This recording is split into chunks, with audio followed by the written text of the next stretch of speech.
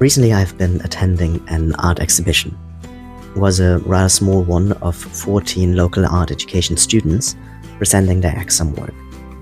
And there's something about exhibitions like these that I enjoy much more than grand galleries and more established artists. I personally find that the art of people just starting out on their journey is much more authentic. There's something raw there, something deeply personal that I sometimes find lacking in the bigger art world. Maybe because exhibitions such as this one are more of a social gathering and the artists are actually present and you could strike up a conversation with them, ask them questions about their work if you wanted to. And as I was attending this exhibition, I took pictures and videos because that is something that I like to do. I like documenting my life. Always have. As a child, or rather a teenager, I had a small digital camera that I would take photos with and an old camcorder that I used to film myself with. Because like every other person who grew up in the early 2000s, we grew up with YouTube. And we all had this idea in our mind that our absolute dream job would be being a YouTuber, which thank God my mom never let me do that. But I also started making photo albums 11 years ago. I have a book with pictures of every year that I have lived since 2015. And I did not censor those. I always put everything in there. I have pictures with an ex-boyfriend or the worst situationship of my life in there, because no matter how I feel about something at the time, it was part of my life. And with enough time passing, you look back on it with a fondness for this younger version of yourself. Most of it was never for other people to see. That is more of a recent development. A couple of years ago, I started filming and editing mini vlogs of my life that I would then upload to my private Instagram. And actually, not that long ago, someone that I vaguely know saw one of my videos in my story. It was a recap of my year 2025. And she texted me saying, "That looks like an amazing year. Like your life always looks so interesting. How do you do that?"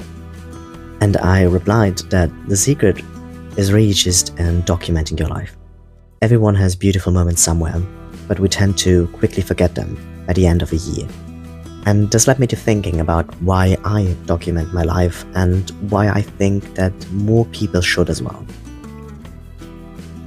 Why do we take pictures or videos, if not to preserve a memory or a moment in time? Life moves very quickly and is very busy, and at some point you have to decide where you want to put your focus and your energy. What are those things that you want to hold on to, that you want to remember? For me, the things that I document are mostly time spent with friends. Sometimes I take a trip down memory lane and go through old videos and pictures and just bath in the nostalgia of it. And I noticed that there are moments that you forget. Memories that you no longer had, but then you look at a picture and it comes back to you. Right, I did do that. And oh my god, yes, me and this person experienced this together. And did we really look like that? Was I ever truly this young? Have we really known each other for that long? Something about having something to look back on in time brings things back to you. And on that note, it also helps you to develop a gratitude for what was, and it raises your awareness of what you have. It is a reminder for mindfulness and being present in the current moment, which something that I find funny. There will always be that one person who will be like, "Why do you always have to take pictures and videos? You're always on your phone. Why can't you enjoy the moment?" But those are also the same people that afterwards will hit you up like, "Hey, can you send me the pictures from yesterday?" To which I always reply, "Yes, of course." "Do you want me to also tag you in my Instagram story so you can repost it?" Alright. Because at the end of the day, we all like having these things to look back on.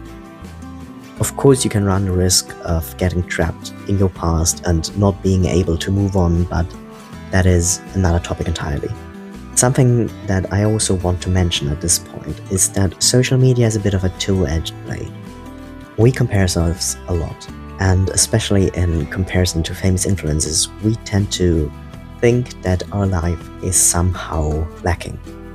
There's this impression that has been created that living an average, mundane life is somehow a failure. And that is not true.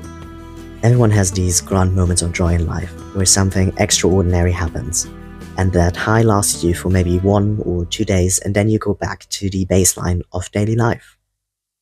The majority of our life happens in between those moments. To quote John Lennon, life is what happens when you're busy making other plans. So start paying attention to all those everyday things that make up your life.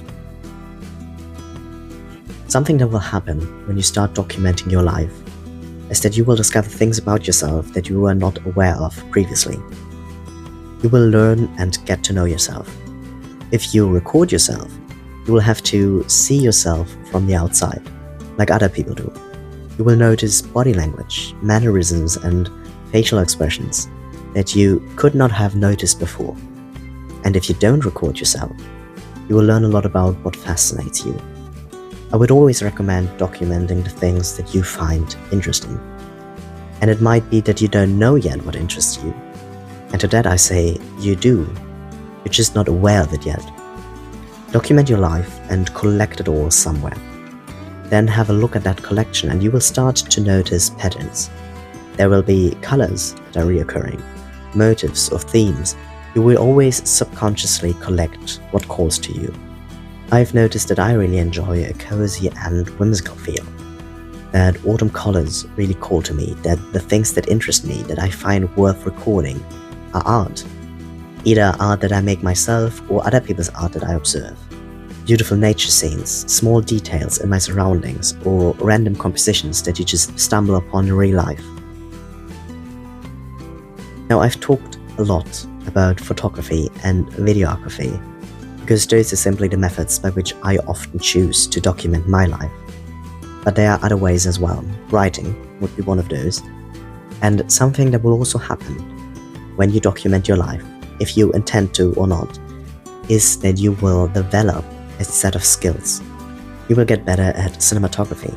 You will develop a sense for composition, and as a byproduct of practice, you will get better at editing or writing. I just recently started experimenting with long-form content and all that encompasses that. Background music editing, writing my thoughts down. And that's really it. That is why I document my life, and why I think you should as well.